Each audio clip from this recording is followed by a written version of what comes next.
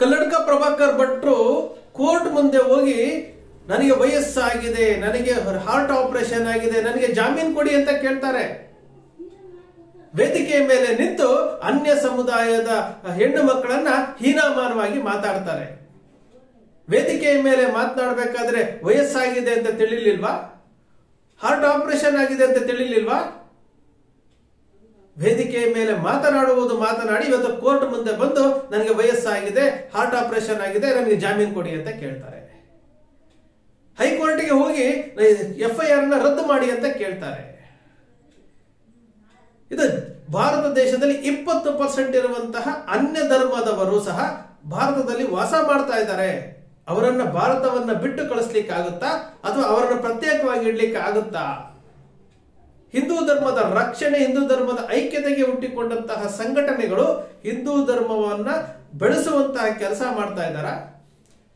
ಇವತ್ತು ಲಕ್ಷೋಪಲಕ್ಷ ಜನ ಕ್ರೈಸ್ತ ಧರ್ಮಕ್ಕೆ ಮತಾಂತರ ಆಗ್ತಾ ಇದ್ದಾರೆ, ಗುಪ್ತಗಾಮನಿಯಾಗಿ ಮತಾಂತರ ಆಗ್ತಾ ಇದ್ದಾರೆ. ಏನ್ ಮಾಡ್ತಾ ಇದ್ದಾರೆ? ಏನೂ ಇಲ್ಲ.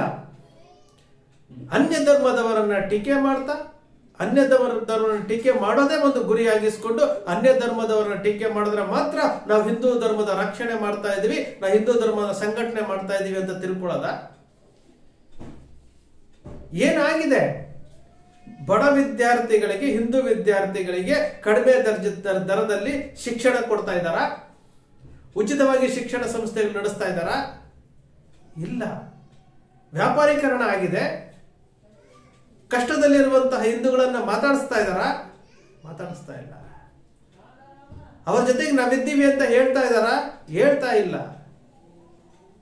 ವೇದಿಕೆಯ ಮೇಲೆ ಮೈಕ್ ಸಿಕ್ತು ಅಂತೇಳಿ ವಯಸ್ಸನ್ನು ಮರೆತು, ಹಾರ್ಟ್ ಆಪರೇಷನ್ ಆಗಿರೋದನ್ನು ಮರೆತು ಒಂದು ಧರ್ಮದ ಹೆಣ್ಣು ಮಕ್ಕಳನ್ನ ಕೆಟ್ಟದಾಗಿ ಮಾತನಾಡಿ ನಿಂದಿಸಿ ಇವತ್ತು ಸೋಷಿಯಲ್ ಮೀಡಿಯಾದಲ್ಲಿ ಕಲ್ಲಡ್ಕ ಪ್ರಭಾಕರ್ ಭಟ್ರ ವಿರುದ್ಧ ಆ ಧರ್ಮದ ಹೆಣ್ಣು ಮಕ್ಕಳು ಕೆಟ್ಟದಾಗಿ ಹೀನಾಮಾನವಾಗಿ ಏಕವಚನದಲ್ಲಿ ಮಾತನಾಡುವಂತಹ ವಿಡಿಯೋಗಳನ್ನ ನೋಡಿದಾಗ ನಮ್ಗೆ ಅನ್ಸಿದ್ದೇನಂದ್ರೆ ಇದೆಲ್ಲ ಬೇಕಿತ್ತ ಕಲ್ಲಡ್ಕ ಪ್ರಭಾಕರ್ ಭಟ್ರಿಗೆ ಅಂತ ನಾವು ವಿಚಾರ ಮಾಡ್ಬೇಕಲ್ಲ.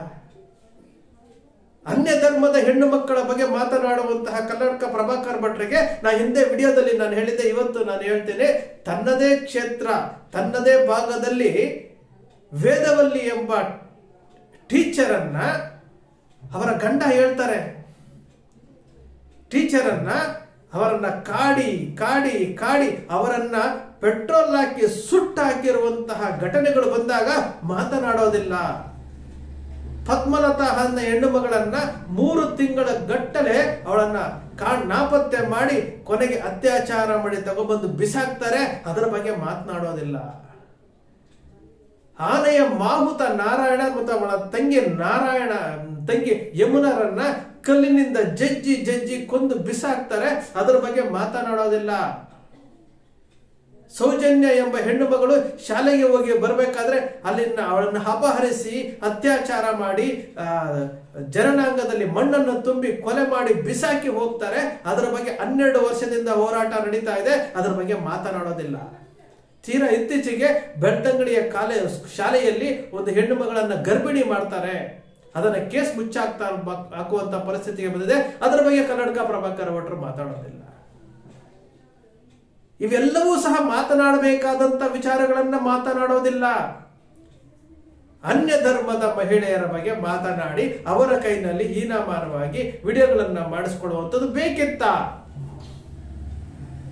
ಪ್ರತಿಯೊಬ್ಬ ಹಿಂದುವಿನ ಮನಸ್ಸಿನಲ್ಲಿ ತನ್ನ ಧರ್ಮವನ್ನ ಕಟ್ಟಬೇಕು, ರಕ್ಷಿಸಬೇಕು ಅಂತ ಇರುತ್ತೆ.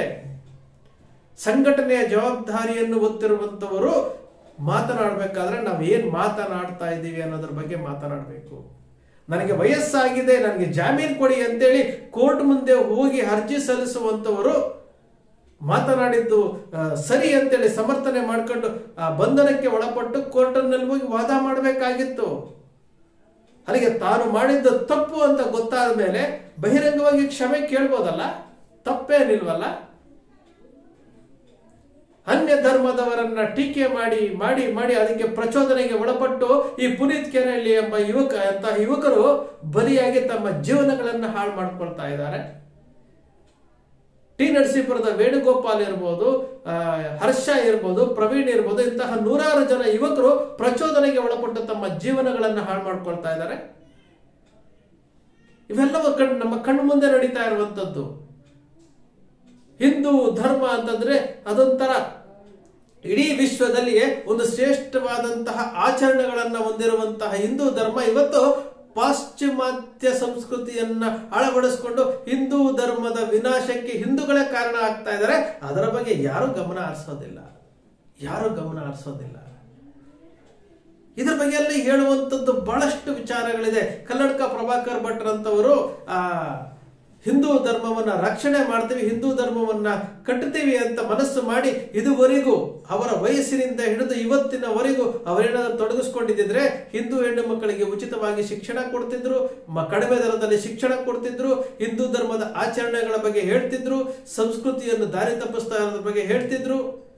ಅನ್ಯ ಧರ್ಮದವರನ್ನ ಹಿಂದೂ ಧರ್ಮದ ಸಂಸ್ಕೃತಿ ಇದು ಅಂತೇಳಿ ಹೇಳುವಂತಹ ಸ್ಥಿತಿಗೆ ತರ್ತಾ ಇದ್ರು. ಆದ್ರೆ ಅನ್ಯ ಧರ್ಮದ ಹೆಣ್ಣು ಮಕ್ಕಳನ್ನ ಟೀಕಿಸುವುದು, ಅವರನ್ನ ಅನ್ಯ ಧರ್ಮದವರನ್ನ ಕಿಚಾಯಿಸುವುದು, ಅವರ ಧರ್ಮದ ಬಲಿಷ್ಠತೆಯನ್ನ ಇವರೇ ಮಾಡಿಕೊಳ್ತಾ ಇದ್ದಾರೆ, ಅವರ ಒಗ್ಗಟ್ಟಾಗ್ತಾ ಇದ್ದಾರೆ. ಇದು ವಾಸ್ತವ ಸಂಗತಿ ಸ್ನೇಹಿತರೆ. ಇದರ ಬಗ್ಗೆ ಯಾವ ಮಾಧ್ಯಮಗಳು ಮಾತಾಡೋದಿಲ್ಲ, ಇದರ ಬಗ್ಗೆ ಯಾರು ಮಾತಾಡೋದಿಲ್ಲ, ಯಾಕಂದ್ರೆ ಅವರಿಗೆ ಬೇಕಾಗಿಲ್ಲ. ಇದು ವಾಸ್ತವ ಸಂಗತಿ ಸ್ನೇಹಿತರೆ. ನಿಮ್ಮ ಅಕ್ಷರ ಮೀಡಿಯಾ ಯಾವತ್ತೂ ಸೃಷ್ಟಿ ಮಾಡೋದಿಲ್ಲ, ಕಲ್ಪನೆ ಮಾಡೋದಿಲ್ಲ, ವಾಸ್ತವದ ವಿಚಾರಗಳನ್ನ ಹೇಳ್ತೇವೆ. ನಿಮ್ಮ ಅಕ್ಷರ ಮೀಡಿಯಾದ ವಿಶ್ಲೇಷಣೆ ನಿಮ್ಗೆ ಇಷ್ಟ ಆಯ್ತು ಅಂದ್ರೆ ಸಬ್ಸ್ಕ್ರೈಬ್ ಆಗ್ಲಿಲ್ಲ ಅಂದ್ರೆ ಸಬ್ಸ್ಕ್ರೈಬ್ ಮಾಡ್ಕೊಳ್ಳಿ, ಪಕ್ಕದಲ್ಲಿ ಕಾಣುವಂತ ಬೆಲ್ ಐಕಾನ್ ಪ್ರೆಸ್ ಮಾಡಿ, ಶೇರ್ ಮಾಡಿ, ಪ್ರೋತ್ಸಾಹ ನೀಡಿ.